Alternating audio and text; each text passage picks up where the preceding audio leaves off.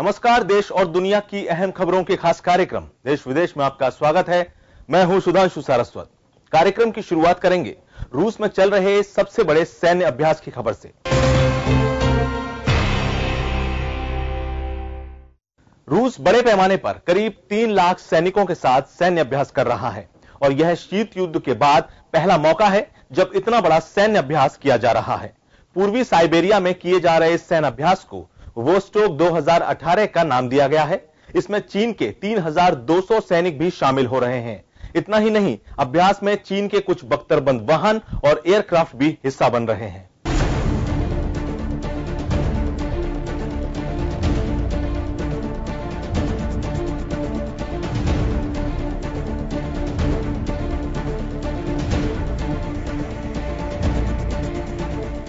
इसी तरह का अभ्यास शीत युद्ध के दौरान साल 1981 में किया गया था, लेकिन वोस्टोक 2018 में उससे कहीं अधिक सैनिक शामिल हैं।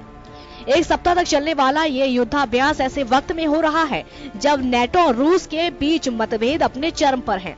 युद्धाभ्यास शुरू होने के बाद रूस के राष्ट्रपति व्लादिमीर पुतिन ने अपने चीनी समकक्ष शी जिनपिंग से मुलाकात की और कहा कि राजनीतिक सुरक्षा और सैन्य क्षेत्र में हमारा रिश्ता भरोसेमंद है।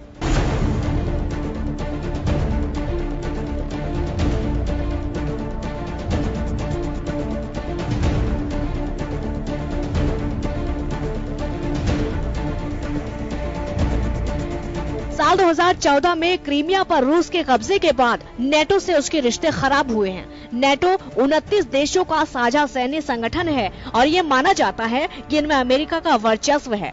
रूस के रक्षा मंत्रालय का कहना है कि अभ्यास में 36,000 बख्तरबंद वाहन, टैंक, सैन्य हथियार, वाहन आदि शामिल होंगे। 11 से 17 सितंबर तक होने वाले अभ्यास में इनके अलावा 1000 एयरक्राफ्ट के साथ शक्ति प्रदर्शन भी किया जाएगा। पूरा अभ्यास 5 सैन्य प्रशिक्षण क्षेत्र, 4 एयरबेस, जापान, सागर और कुछ अन्य जगहों पर किया जाएगा। इनमें नौसेना के 80 जहाज हिस्सा लेंगे।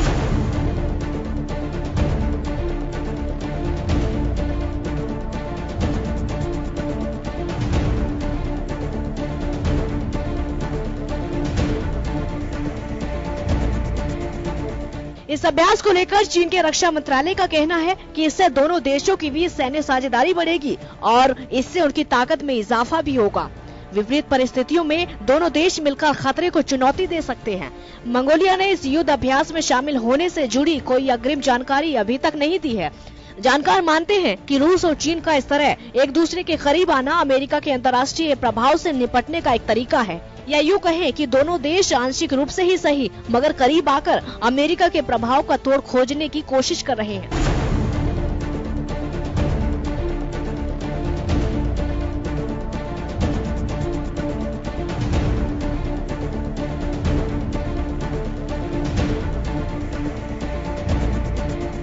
दोनों मुल्कों के बीच आर्थिक सहयोग बढ़ रहा है।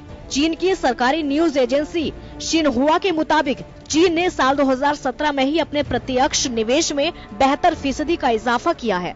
चीन और अमेरिका के बीच व्यापारिक संबंधों में काफी तनाव पैदा हुआ है। इसी बीच रूस एक महत्वपूर्ण ट्रेड पार्टनर के रूप में सामने आया। मौजूदा समय में चीन को सबसे ज्यादा तेल रूस से ही मिलता है। ब्यूरो रिपोर्ट, जन टीवी न्यूज।